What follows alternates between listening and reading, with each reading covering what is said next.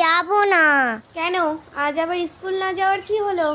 উফ, আজ আমার হ্যাপি বার্থডে না, তুমি কি সেটা ভুলে গিয়েছো? তাতে কি হয়েছে? আজ স্কুল যেতে হবে, সামনে পরীক্ষা না? ঠিক আছে, আজ স্কুল যাব, তবে নতুন জামা পরে যাব কিন্তু। আচ্ছা, আগে স্নানটা করে আয়, তারপর দেখছি।